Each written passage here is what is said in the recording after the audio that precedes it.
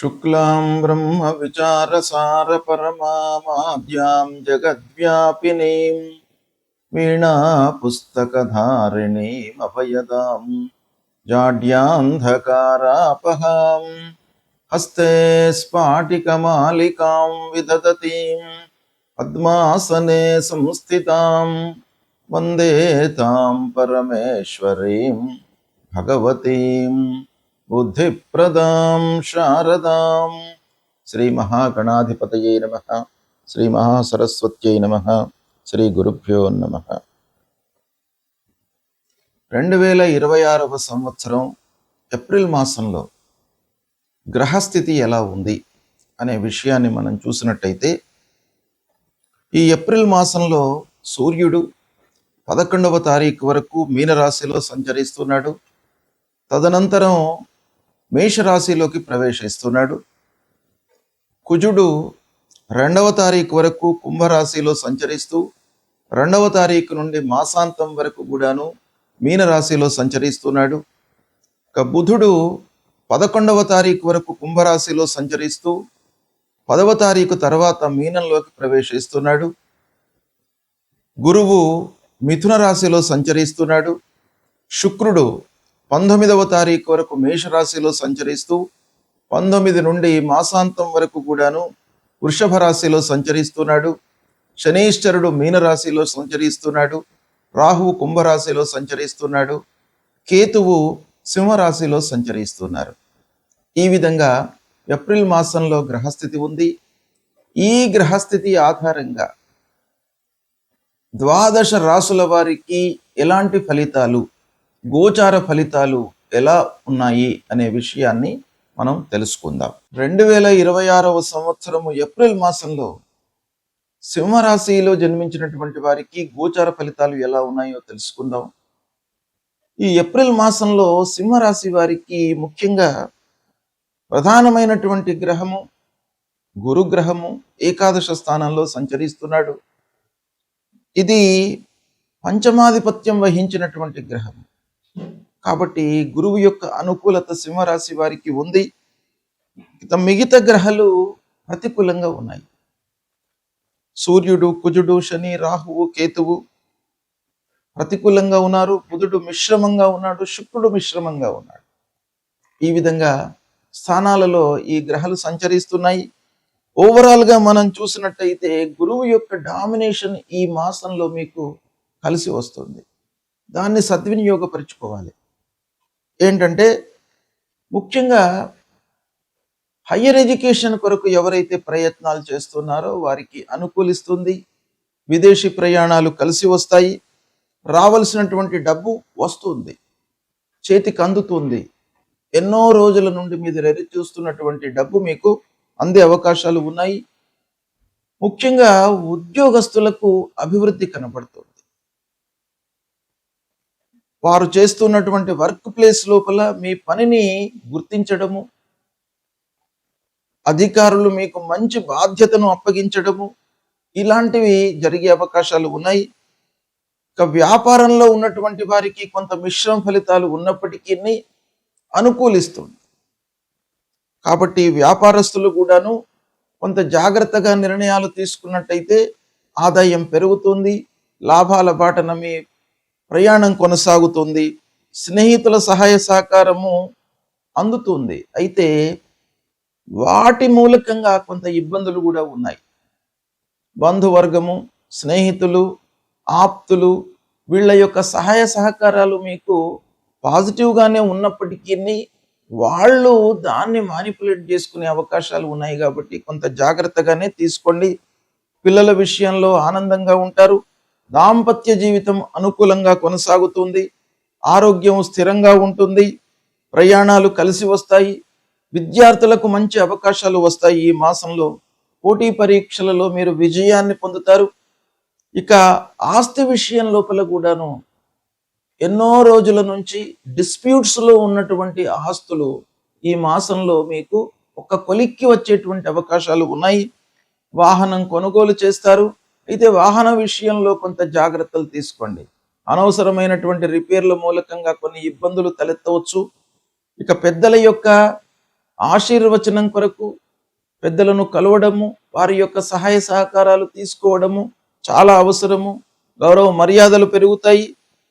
శుభకార్యాలకు హాజరవుతారు, శుభకార్యాలు చేస్తారు. ఓవరాల్గా సమయం అనుకూలంగా ఉంటుంది. మొత్తం మీద మీకు ఈ ఏప్రిల్ మాసంలో గురు భగవానుడి యొక్క అనుకూలత మూలకంగా మీకు బాగా శుభప్రదమైనటువంటి ఫలితాలు కలుగుతాయి. వాటిని సద్వినియోగపరచుకోండి. గ్రహస్థితి ప్రతికూలంగా ఉన్నప్పుడు మనము చేయవలసినటువంటి కర్తవ్యాలు ప్రముఖంగా శాస్త్రంలో చెప్పబడి ఉన్నాయి. వాటిని మనము పాటించినట్టయితే ఆ గ్రహాల యొక్క అనుకూలత, అనుగ్రహము లభిస్తుంది. మరి ఏం చేయాలి మనము అని అంటే, ముఖ్యంగా ఆరోగ్యపరమైనటువంటి విషయాలపై సూర్యుడి యొక్క సంచారం ప్రభావాన్ని చూపిస్తుంది. కనుక ఆరోగ్యము కొంత ఇబ్బందికరంగా ఉన్నప్పుడు, అనవసరమైనటువంటి ఆలోచనలతో మనము సతమతమవుతున్నప్పుడు సూర్యనారాయణుణ్ణి మనము పూజించడము చాలా ముఖ్యం. అంటే సూర్యుడు నమస్కార ప్రియుడు. కనుక మనం చేయవలసింది ఏంటంటే, ప్రతినిత్యం కూడాను ఉదయాన్నే స్నానం చేసి కొద్దిగా ఎండలోకి వచ్చి సూర్యుడికి 12 వారము అనంటే 12 సార్లు మీరు సూర్యుడికి నమస్కారం చేసుకోండి. సూర్యుడికి నమస్కారం చేస్తూ భూమికి కూడాను నమస్కారం చేయండి. తద్వారా సూర్యనారాయణుడి యొక్క అనుగ్రహము లభిస్తుంది. అప్పుడు మీకు ఆరోగ్య సమస్యలు లేకుండా చూస్తాడు, మిమ్మల్ని కాపాడుతాడు. ఆదిత్య హృదయము పారాయణం చేసుకోండి. ఆదిత్య హృదయం మూలకంగా మీకు శారీరక ఇబ్బందులు లేకుండా మిమ్మల్ని ఆ సూర్యుడు కాపాడుతాడు. మూలమంత్రాన్ని జపించండి. జపా కుసుమ సంకాశం కాశ్యపేయం మహద్యుతిం తమోరిం సర్వపాపఘ్నం ప్రణతోస్మి దివాకరం అనేటువంటి మూలమంత్రాన్ని ప్రతినిత్యం కూడాను చదువుకోండి. ఇక అంగారకుడు, కుజుడు కూడాను ప్రధానమైనటువంటి గ్రహము. తొందరగా మనను రియాక్ట్ చేసేటువంటి గ్రహం. అనవసరమైనటువంటి విషయాల లోపల కూడాను మనను ఇన్వాల్వ్ చేసి ఆ పనులలో మనను నిమగ్నమయ్యి అనవసరమైనటువంటి ఇబ్బందులను మనకు కలిగించేటువంటి గ్రహము కుజుడు. ప్రతికూలంగా ఉన్నప్పుడు మీరు సుబ్రహ్మణ్య స్వామి దేవాలయానికి వెళ్ళడము, సుబ్రహ్మణ్యాష్టకము చదువుకోవడము. ఇక కుజుడికి సంబంధించినటువంటి మూల మంత్రం ధరణి గర్భ సంభూతం విద్యుత్ కాంచన సన్నిభం కుమారం శక్తిహస్తంచ మంగళం ప్రణమామ్యహం అనేటువంటి ఈ మంత్రాన్ని ప్రతినిత్యం కూడాను చదువుకోండి. అంగారకుడు మీకు అనుగ్రహించి అనుకూలమైనటువంటి ఫలితాలను ఇస్తాడు. ఇక బుధుడు వ్యాపారము, మన బుద్ధి, ఆలోచన, సరి అయినటువంటి నిర్ణయాలు తీసుకోవడం పైన బుధుడి యొక్క అనుకూలత చాలా అవసరం. కనుక ఆ బుధుడిని అనుగ్రహము కొరకై విష్ణుమూర్తిని స్మరించండి. విష్ణు సహస్రనామ పారాయణం చేసుకోండి ప్రతినిత్యం కూడాను. ఇకపోతే గురువు ప్రధానమైనటువంటి గ్రహము. గురు ప్రతికూలంగా ఉన్నప్పుడు సద్గురువులను సందర్శించుకోండి. దక్షిణామూర్తి స్తోత్ర పారాయణాన్ని చేయండి. దత్తాత్రేయ స్వామి దేవాలయానికి వెళ్ళండి. దేవానాంచ ఋషీణాంచ గురుం కాంచన సన్నిభం వందనీయం త్రిలోకానాం తం నమామి బృహస్పతిం అనేటువంటి మూల మంత్రాన్ని ప్రతినిత్యం కూడాను చదువుకోండి. ఆ గురువు యొక్క అనుగ్రహము మీకు లభిస్తుంది. అదేవిధంగా శుక్రుడు మనకు అన్ని విధాలుగా సంతోషాన్ని కలిగించేటువంటి గ్రహం. కాబట్టి ఆ శుక్రుడి యొక్క అనుగ్రహం కొరకు మీరు ఏం చేయాలి? మహాలక్ష్మి అష్టకాన్ని ప్రతినిత్యం కూడాను చదువుకోండి. తద్వారా శుక్రుడి యొక్క అనుగ్రహం లభిస్తుంది. శని ప్రతికూలంగా ఉన్నప్పుడు హనుమాన్ చాలీసా పారాయణం చేసుకోండి. ఆంజనేయ స్వామి దేవాలయానికి వెళ్ళండి. నీలాంజన సమాభాసం రవిపుత్రం యమాగ్రజం ఛాయా మార్తాండ సంభూతం తం నమామి శనైశ్చరం అనేటువంటి మూలమంత్రాన్ని చదువుకోండి. రాహు ప్రతికూలంగా ఉన్నప్పుడు అమ్మవారి దేవాలయానికి వెళ్ళండి.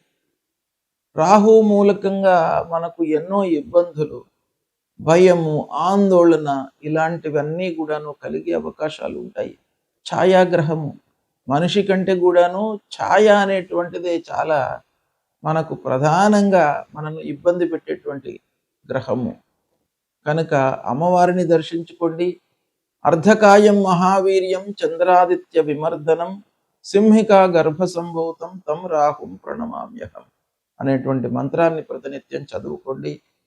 ఇక కేతువు మీకు ప్రతి విషయం లోపల కూడాను ఒక విరక్తి భావనను కలిగించేటువంటి గ్రహము. ప్రతికూలంగా ఉన్నప్పుడు తప్పకుండా మీ లోపల వైరాగ్యాన్ని ఇస్తాడు. అంటే ఆ పని పైన మీకు అశ్రద్ధను కలిగిస్తాడు. శ్రద్ధ అనేటువంటిదే చాలా ముఖ్యమైనటువంటిది. ఇంట్రెస్ట్ ఉంటే మనకు మార్గాలు ఉంటాయి.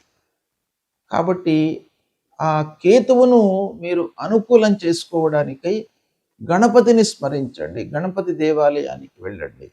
ఫలాశ పుష్ప సంకాశం తారకాగ్రహమస్తకం రౌద్రం రుద్రాత్మకం ఘోరం తం కేతుం ప్రణమామ్యహం అనేటువంటి మూల మంత్రాన్ని జపించండి. మీకు తప్పకుండా ఈ గ్రహాలకు సంబంధించినటువంటి దుష్ప్రభావము దూరమవుతుంది. ఆ భగవంతుడి యొక్క అనుగ్రహం లభిస్తుంది. భగవంతుణ్ణి నమ్ముకోండి. మీపై మీ విశ్వాసాన్ని పెంచుకోండి. అంటే ఆత్మవిశ్వాసాన్ని పెంచుకోండి, పరమాత్మను కొలవండి. తప్పకుండా మీకు శుభ ఫలితాలు కలుగుతాయి. శుభం.